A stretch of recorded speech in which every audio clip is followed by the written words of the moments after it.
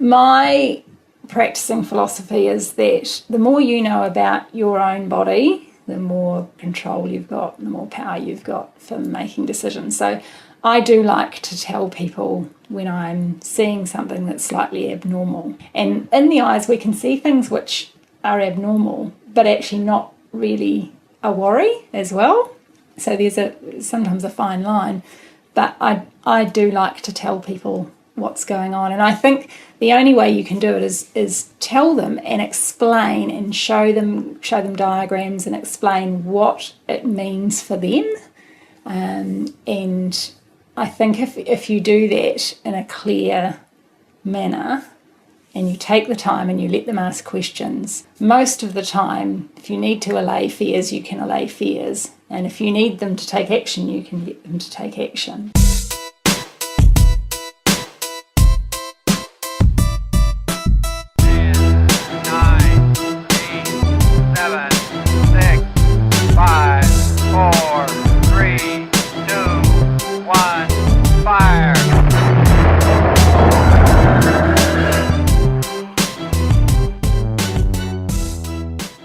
This is the Ryan Marketing Show, and you're listening to episode 81 of 100. Today on the show, I'm joined by Jenny Stewart from Grant and Douglas Optometry and Eyewear, and we're based in their Hastings retail branch. We've also got one in Havelock North, and these are the guys to go and see if you want to get the best eye care possible, and there's a number of reasons for that, and we're going to go through that today. But first of all, welcome to the show, Jenny. Thank you.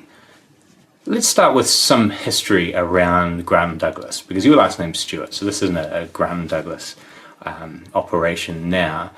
What got you into optometry as a career? So I've been short-sighted, worn glasses since I was 12, and went to the optometrist for the first time because my sister read a street sign and I said, "Can you read that?" We were all in the car together and my mother said, "Can't you?" And she had met the optometrist that very day, and a few days later I came home with glasses and my sisters called me four eyes and had a little bit of a cry, didn't want to wear glasses. But as time went by, my short-sightedness got worse. I became more reliant on my glasses, and one day when I was at the optometrist, he said to me, "What would you like to do when you leave school, Jenny?" And I said, "I think I might work in a bank because I'm quite good at maths." And he said, "I think that sounds a bit boring. Why don't you be an optometrist? Optometrists are good at maths."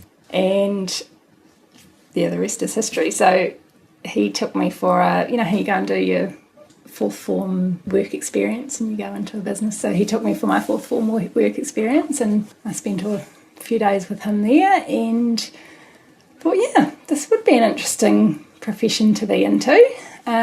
So from then on, that's all I wanted to do. So I had to work pretty hard at school because they don't take that many people for optometry each year. You have to get pretty good marks at school to get into the university course. And yeah, I didn't really have a backup plan, so I just worked pretty hard, and at the end of seventh form I did get accepted in, which was reasonably lucky, I think. Optometry is a very specialised area of medicine, and there's also a fashion side which we'll come on to. What does it take to become an optometrist and go through that whole process that you've been through to end up where you now own a very successful business? So yeah, optometry is, what drew me to optometry, I think, is that there's a really good mix of dealing with people and dealing with different people and different needs and things, and dealing with the scientific aspect of it. You've got to be quite good at the whole biology and anatomy and all of those sorts of things when you're actually looking at the eye. And then you have to understand the physics aspect of it as well, and the mathematical aspects of it with optics and spectacle lenses and contact lenses and those sorts of things. So I think in terms of the type of person who makes a good optometrist, it is a person who has that type of mind and can relate well to people. So, I mean, you go off and you do your optometry course, and that's a Bachelor of Optometry, which is structured a little bit differently now than when I did it. But what I did is I did a 4-year Bachelor of Optometry.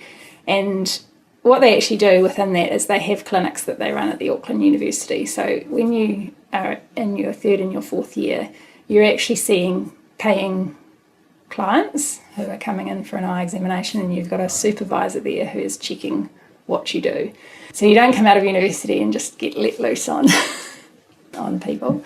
And then shortly after I graduated, the law changed and optometrists were given the rights to prescribe medications as well. So that changed the profession of optometry a little bit into not just a primary care, so not just detection of problems and referral off to see a specialist, but actually managing some of those problems by prescribing eye drops and other treatments as well. So I had to then go back and do a further 18 months of study while I was working to gain my therapeutic qualification. I worked for somebody else for 6 years. 6-7 years, and then the opportunity came to buy into Grant Douglas. So Grant Douglas at that stage was owned by Hugh Douglas, who was wanting to go off and do different things overseas. He went off to the UK, I had the opportunity to be one of the buyers of Grant Douglas. So that was an opportunity which I welcomed, because I think in owning your own business, you can steer it the way you believe things should go. So, there are different ways of running an optometry practice, and I really wanted that opportunity to work the way I wanted to work rather than the way somebody else wanted me to work, and that what gave was me some the of opportunity.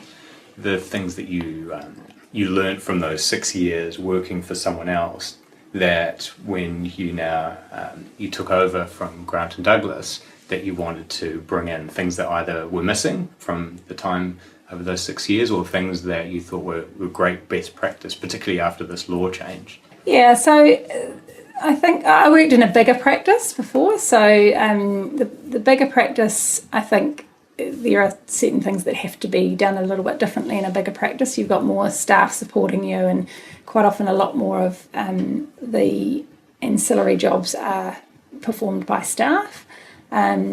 I guess I felt I lacked a little bit of control in that things weren't always done the way that I wanted them to be done, or as well as I wanted them to be done, because the staff member was doing them. So when I came to Grant and Douglas, I was quite pleased it was a smaller practice, and I think the optometrist can have a little bit more time with the client and complete more of that themselves, which I still really enjoy that way of working, because I feel like that gives best patient care.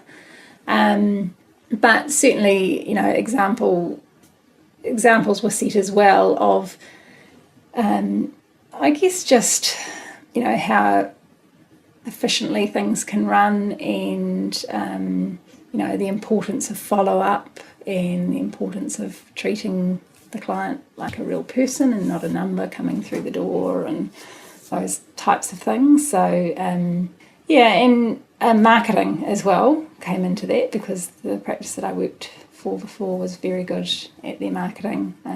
They were very, very successful at getting their name out there, and little things here and there which I think helped people to want to come back to them. What are some of the examples of those? They had a referral scheme, so if people told their friends, this is where I go for my eye test and you should go there too. When somebody comes in and they're a new client, you ask them, how did you hear about them? You write that down. You then reward the client who's made the referral. So I think they got a little discount off their next purchase, and you could accumulate those discounts. So if they told 3 of their friends and 3 of their friends came in, then you could get 3 discounts. And I think people like that. They like to be thanked if they're telling somebody else, this is the person to see. Then they like to be acknowledged for that. And I think that again, it's again just treating people like people, not just another number coming in the door. Now, this is my first time here because I think, I may be wrong, but I think I've got good eyesight. And we were talking earlier that maybe that this is a short-lived thing. You know, I'm 39 years old now, and that I should enjoy my eyes as my vision as it is. What can someone like me do to keep my eyes in good condition and keep the need for glasses or contact lenses further down the track? So that's a really tricky question, because I don't actually really believe there's anything that you can do that is going to preserve any or prevent any future changes in your focus. So focus, you know, what you say about how well you see, there's two aspects to that. One is focus and one is the health of the eyes. Now, there are things you can do to preserve the health of your eyes, okay? And the health of the eyes shouldn't necessarily change as we get older. So you can live a long, happy life. You can get to the age of 100 and you could still have perfectly healthy eyes, okay? But the focus thing is a little bit different. And for somebody like myself who's short-sighted, there are probably a number of things which contributed to me to getting short-sighted, genetics. But probably some things that I did, like being a bit of a nerd when I was littler and, you know, reading lots and things like that, probably actually contributed to that a little bit. So keeping your eyes healthy is the same as keeping the rest of your body healthy. So number one, don't smoke. Smoking, like everything else, just is not good for your eyes. Protect your eyes from the sun. Same thing. Protect your skin and the rest of your body from the sun. If you protect your eyes from the sun by wearing a hat and sunglasses, that's a really good start. Lead a healthy lifestyle in terms of diet and exercise and things like that. I think those are the main things that you can change within your environment. There are things that you cannot change, like genetics and age and, you know, things like that. So there are things which may be sitting there in your genetics which may mean you're more at risk of a health problem with your eyes coming along. I actually did a DNA test a while back now, but it came up with a confidence level around you are at risk because of your DNA of developing glaucoma later on in life. That's when I was in my 20s though, and later on seemed a long way away. Yes. Now at 39 it seems a little bit closer. Yeah. So is there nothing I can do around that, or what should I be watching for? So unfortunately with glaucoma, if you watch for something, if you watch for a change in your eyes and that's all you do, and you do get glaucoma, we will probably not be able to effectively treat it because we'll pick it up far too late. So glaucoma in the early stages is a symptomless disease. It will not cause you any problems. So they say that in the world, half of the people who have glaucoma don't know they have it, okay? Because unless you've had a thorough eye examination, it will not be picked up. So there's nothing really that you can watch for, but you could have a regular 2-yearly eye examination, probably starting very soon from about the age of 40, and your optometrist can pick up whether there's a change that might indicate glaucoma. And then glaucoma is a disease which, if it causes vision loss, that vision loss is preventable if we know about it, you know, if we know that you've got glaucoma early enough. So the earlier we detect glaucoma, the more effectively it can be treated, and we can prevent it from ever affecting your lifestyle. Interesting. So that just tells me something that I need to actually act on it before I see any issues, because it may be symptomless. Yeah, so we run a recall system, and the main reason we run that recall system is because of glaucoma. What's a recall? What's the recall system? So if somebody comes for an eye examination, at the end of the eye examination we say everything looks healthy, this is all good, you know, whatever. We'll ring you in 2 years and ask you to come back for another eye examination. And the main reason for that is because if you get glaucoma, you won't notice anything about your sight changing. The only way that we're going to pick that up is by looking inside your eyes and doing some tests and And even then, when we do our tests, we don't always have an absolute yes or no answer about glaucoma. It's not something that we can just do one test and say, oh, you've got it or you haven't got it. Sometimes we have to monitor people for 2 or 3 years before we know that they've got it. And it's generally a slowly progressing disease. So you could have it for 10 to 15 years and it wouldn't cause you any problem. But then after that, it would start to cause you peripheral vision. It sounds like after this interview I need to be booking myself in. I wasn't expecting this to be happening, but now it is. But the thing is also that you can have an eye test when you don't have a problem with your vision. And so many people think, oh, if I go for an eye test, they're going to give me glasses. They're going to try and sell me glasses. That's absolutely not what we're about. It is about having an eye test and knowing this is the lay of the land with my eyes, and this is... that knowledge, I think, is power. That gives you so many more options, so much more, power to do what's right for yourself going forward. It is good to know. Let's talk about at the other end of the spectrum where someone's in their 50s or 60s or even 70s and have had glasses for a long period of time, maybe most of their life. Mm-hmm. And they're used to it, and they've got their favourite glasses, and maybe there's some tape around one side of it. What could they be doing to just make their life easier? If they've got tape around their glasses, often we can repair those sorts of problems. But so you're sort of talking about. See, the thing is that if somebody's got glasses, so you say you've got good eyesight. I wear glasses full time. I also think I've got good eyesight. I just need a little bit of help to have good eyesight, okay? So the glasses are an aid, okay? So again, it comes back to that difference between focus. And I quite often explain it like, if you think about the eye like a camera, an old-fashioned camera, not a digital camera, an old-fashioned camera that's got film in it and needs to be manually focused, okay?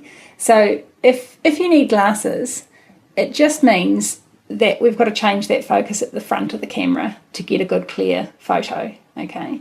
If you've got a health problem, it means that there's a problem with the film, and no matter how well you focus that front of the camera, the photo might not come out clearly, okay? So again, in those slightly older age groups, things like cataract are more likely to come on sort of after the age of 65, 70, that kind of age group. And I often say to people, if you live long enough, you'll probably get a cataract.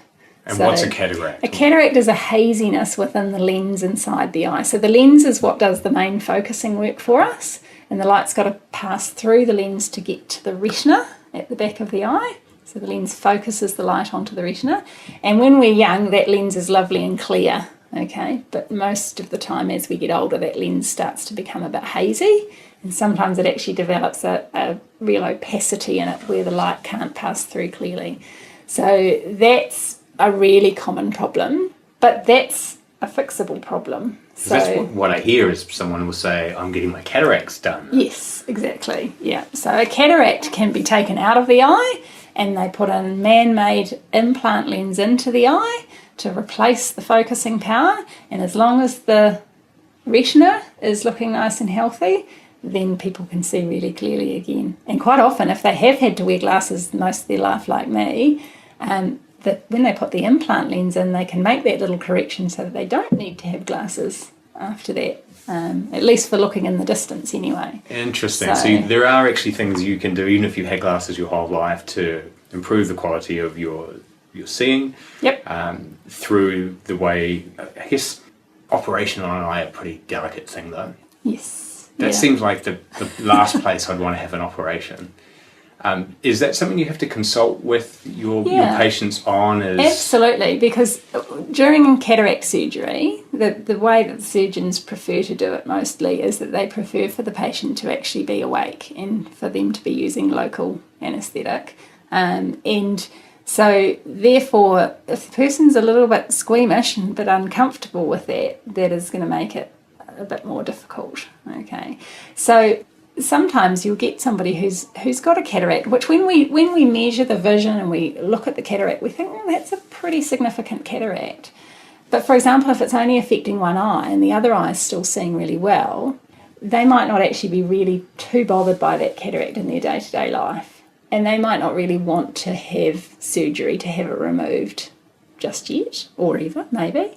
They might have two cataracts that are, moderate, or, but again, if they're not finding that their vision is significantly impacting their lifestyle, then the benefit of surgery doesn't outweigh the risk or the unpleasantness of it, and therefore we just give them the best glasses that we can give them, and they carry on, and we have a look in another year and we see, has it gotten worse? They don't always get worse. Sometimes they can stay reasonably static for a period of time. So it's not something we'll always see a cataract, we'll send you off to have it taken out.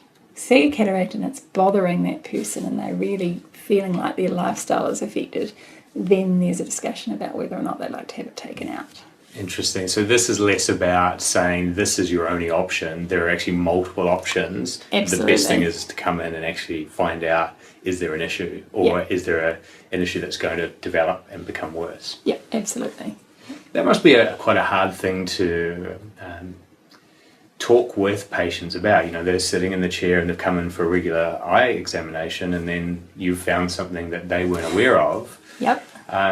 That's got to be a pretty a role that you'd have to really consider how you deliver that news. Yes, absolutely. What type of training or how do you make soften the blow for when something has gone wrong for a patient, for their eyes, and you want to correct it, and there's some things you can do. Yeah, it's interesting you say what kind of training, because I don't believe we ever got any training about anything like that. But it can be a really delicate thing. So some people you can say, look, I can see that there's a little bit of a cataract there, and they go, oh yeah, well, my husband had a cataract operation 2 years ago and that was all fine, he's got great vision now, and they don't worry about it too much. Other people, if they haven't heard of somebody with a good experience, will worry more about it. So again, you don't really know how they're going to react to that news. My practicing philosophy is that the more you know about your own body, the more control you've got, the more power you've got for making decisions. So I do like to tell people when I'm seeing something that's slightly abnormal. And in the eyes, we can see things which are abnormal, but actually not really a worry as well.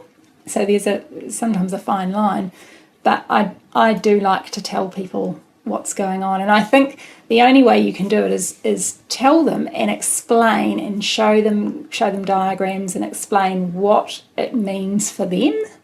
And I think if you do that in a clear manner and you take the time and you let them ask questions, most of the time, if you need to allay fears, you can allay fears. And if you need them to take action, you can get them to take action. So, sometimes you do pick something up that actually does really need urgent attention. And so allaying fears actually isn't what your aim is. It's making sure that they take the appropriate next step to make sure that we can prevent this problem from snowballing and getting worse and things like that. So sometimes it's that they need to go and see an ophthalmologist urgently, that type of thing. So I think it is just reading that situation and making sure that you explain it clearly and give them the opportunity to ask questions and take that time if they need it, Now we're surrounded by some pretty impressive machinery here that I've never seen before in my life.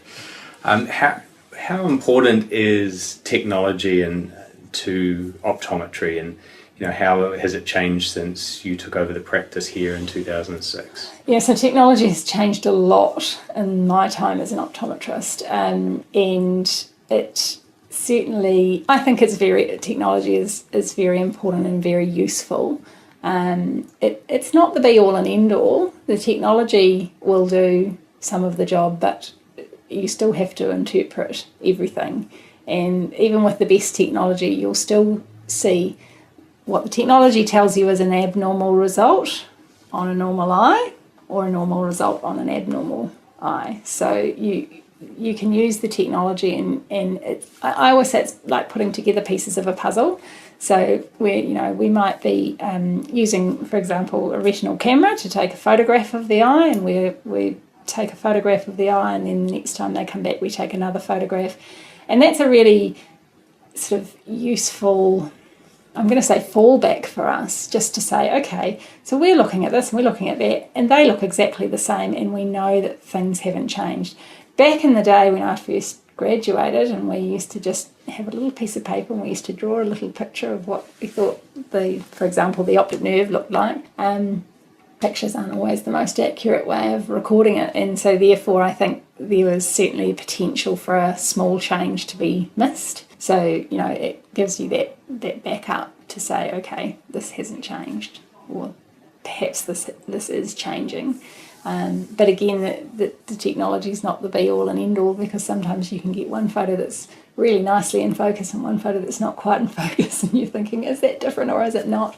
And so you've got to look at the other pieces of the puzzle. You've got to, you really got to have a good look inside the eyes yourself and say, is this suspicious looking or is it not? And so we have a new piece of equipment in our Havelock North practice called an OCT, or an optical coherence tomographer. And what that does for us is it gives us a cross-sectional slice through the tissue that we're looking at. So the tissues inside the eye, for example, the cornea at the front of the eye, the lens, or the retina, and it can actually measure the thickness of that tissue in the retina, and therefore if we take consecutive OCTs over a period of years, we can actually see whether there's any change in that. And that's much more sensitive than me just looking at the optic nerve and saying, does that look the same or has that changed? So is that kind of like a CT scan for the eye, that when the slicing? It's kind of like an ultrasound. So it's kind of like an ultrasound, but it uses light instead of sound. So it's actually, yes, it's going through the tissue.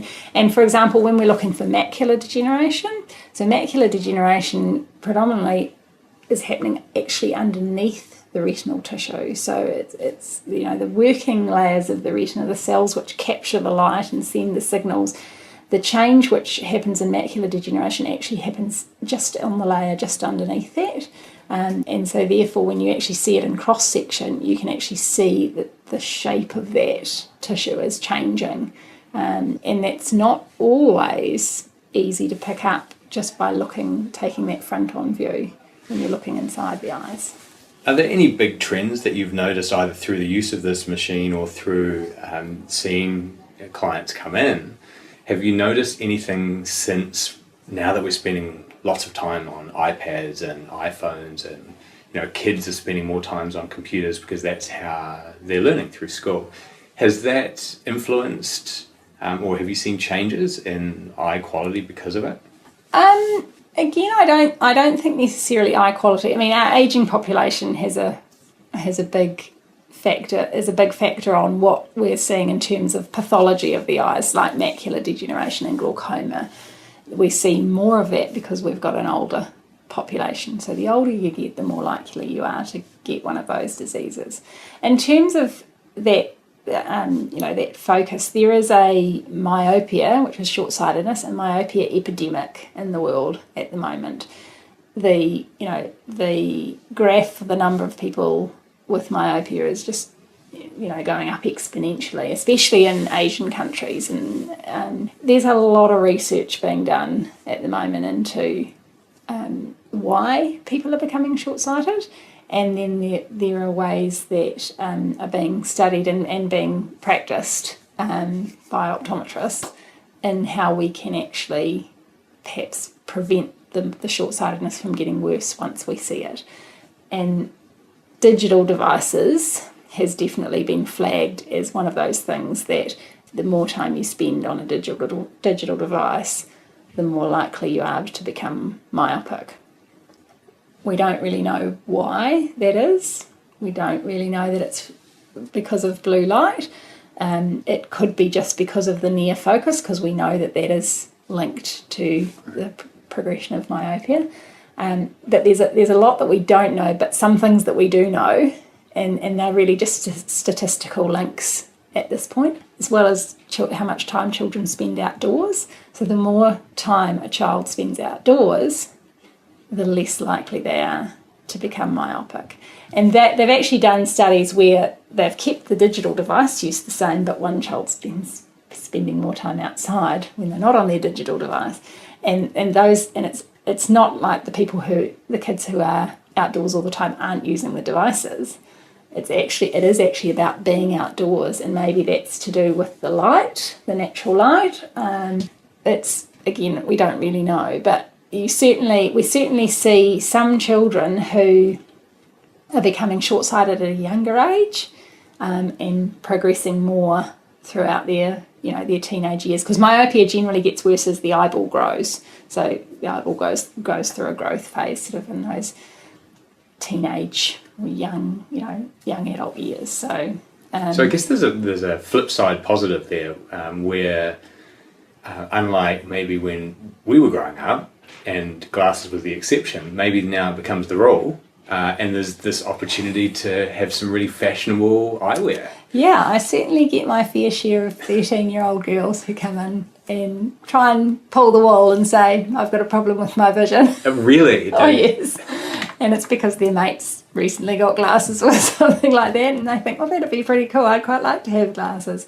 So your glasses certainly aren't, they're not something, I don't think they're something that kids get teased about anymore, or even adults. I mean, obviously I'm very comfortable with wearing glasses. I like wearing glasses. It's part of me, and it's part of what I do is for a living and things. So, I mean, I like to have cool glasses, and I like to have glasses that people will comment on and things. But I have to say, I always have a little laugh on the inside when I have somebody who just is really against wearing glasses, because I think that it can actually add a real fashion component nowadays. And I understand that some people don't like the feel of them on their face, and some people do find them very impractical, and for those people contact lenses can be an option, and there are other options available. But I think that for a lot of people, glasses open up a whole new world to them, number one, because they can see so much more clearly, and give them another look. What are some of the brands that you stock that you are able to offer to people? Oh gosh, I wish you'd told me you were going to ask me that earlier. No, I was going to ask. I just thought, I wonder what brands you've got. So my frames that I'm wearing at the moment are John O'Hennessy, and he's a dedicated spectacle designer. But we stock fashion brands as well, like Gucci. There's a great brand that we stock in Havelock North called Feb 31st. Those frames are made out of wood, so they're made out of 13 layers of laminate wood, and they're made in Italy. And with those frames, you can try on the different shapes, and then you can actually order your own colour combination in those frames. So each layer of those 13 layers, you can specify what colour you would like it to be. So you can have different coloured temples and different colour front to your frame. So you can actually have quite an individual frame made with those. We have Jaguar frames, which are men's frames, which are really well made. They really stand up to men who like to give glasses a tough time. We also have Porsche frames. So a lot of the brands are actually, it's a brand that does something else, but they do glasses too. In Havelock North we have Prada and Ray-Ban. Christine in Havelock North has just got in some lovely Chopard sunglasses, which have got beautiful crystals and 24 karat gold and things like that. So we stock some really special things, and then we also stock frames that are just your basic frame without the whole big fashion name attached to them, the whole big fashion, but good quality. So they'll stand up to a bit of rough treatment, because some people want that real fashion element, and some people see their glasses as just an appliance that they see well with. So we like to keep a range so that people can find what suits them. Yeah. I'd probably end up having that personalised wood one for certain days, and then maybe something that's more generic for others. Yeah, well, see, that's interesting, because a lot of people don't think they should have two pairs. So, one pair of glasses and that's that. When you wear glasses all the time, I think it's really nice to have more than one option, because number one, it gives you that other look options. So sometimes you feel like having quite an out there frame on it, and sometimes you don't feel like being really out there, and so sometimes it's nice to have that option. Yeah. Now, one of the things I didn't ask, and I do want to ask before we finish off the interview, is around the app that you've got for contact lenses and being able to reorder. I think that was something that was launched last year. How has that been accepted? Has it been something that's actually worked, or do you find that people just come in when they're ready to restock anyway? Yeah, that's interesting. You should ask me about that. I don't think it does work particularly well, because I think that most people we have a relationship with who are ordering contact lenses from us, and they do just find it easy just to ring and say, look, can you order me my contact lenses?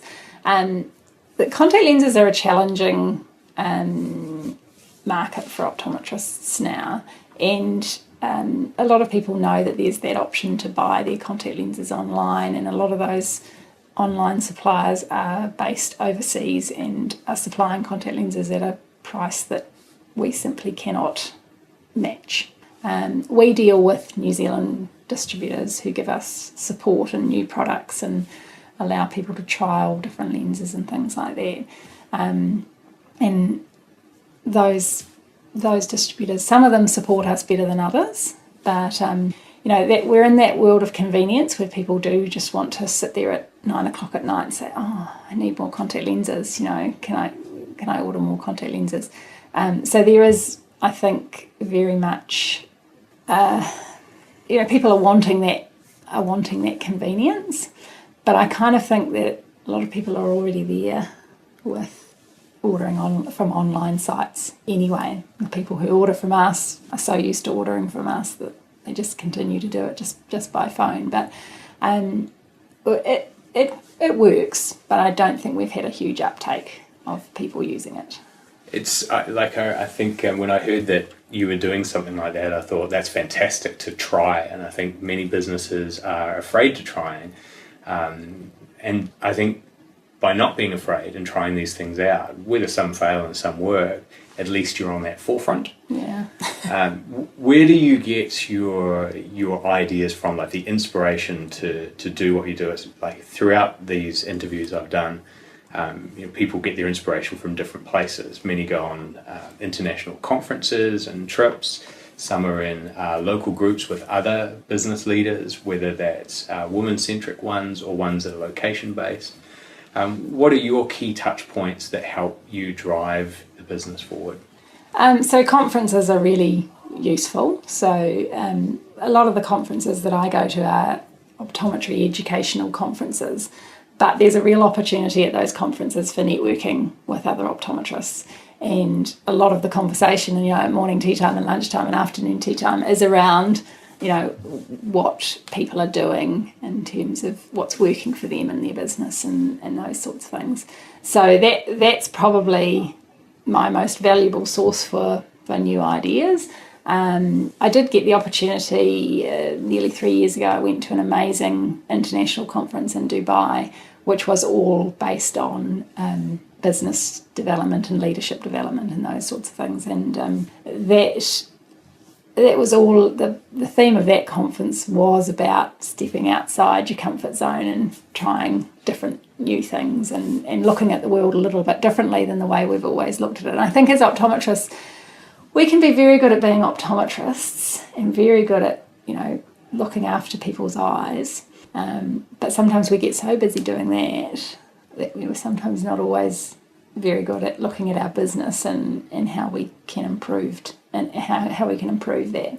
So one of the most important things I think is actually making sure that you do take the time to say, hey, okay, look at how we're going, how's this tracking, and try not always to be reactive. If something's not working, to change it then, but actually trying to be a little bit proactive and say, okay, so what can we do differently if we think this is not working quite so well, those sorts of things. So, is there anything that you can reveal of what's coming up for Grant & Douglas?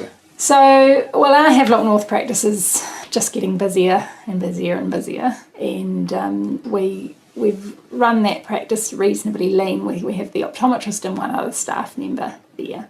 So when that staff member goes on her lunch break, the optometrist sits at the reception desk and, covers the reception and answers the phone and deals with the customers who walk in, whatever they need. And as a small business, I've always been quite comfortable with that. I'm not precious. I don't mind answering the phone. And sometimes you do answer the phone and they say, "Is that Jenny the optometrist?" So yes, that's Jenny the optometrist. But now it's getting to that point where if we continue to do that, we're actually losing valuable optometry time, and we need that time because people are waiting longer for their appointments. So we're just looking for another staff member at the moment who ideally will be a qualified dispensing optician. So a dispensing optician can help the optometrist by taking the results of the eye examination and taking over the discussion and the measurements for a pair of glasses. So they can actually take quite a bit of that workload, which we currently do. Lots of practices work with a dispensing optician, but we haven't in recent years worked with a dispensing optician. So that's quite exciting for me because it means that I can dedicate more time to the clinical side of optometry. I like the glasses side of optometry too, but yes, really, the expertise is really in that clinical side of optometry.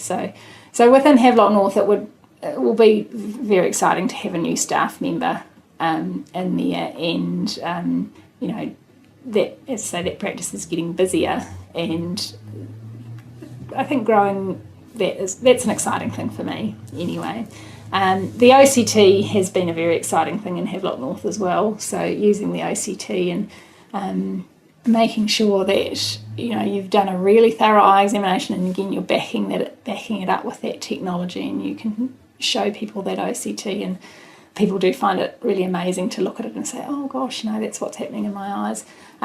So that it would be lovely to have that technology here in Hastings as well, and we'll be sort of working towards that eventually as well. And I'm doing a lot in dry eye treatment as well. So people with dry eye is a really common problem, and it makes people miserable. It makes their eyes sore and tired all the time. And so I'm quite excited I've done quite a bit of study in the last 12 months on dry eye treatments, and quite excited to see people actually having a real improvement in their symptoms there as well, and helping people in that way. Again, it's not just about vision. Sometimes it's actually about how the eyes feel. And I've just found myself blinking a few more times, going, "Are my eyes dry?" I'm not sure, and I'm sure all the listeners are thinking the same. When you have your eye examination, you'll find out. Which is certainly something I am definitely doing after we wrap this up.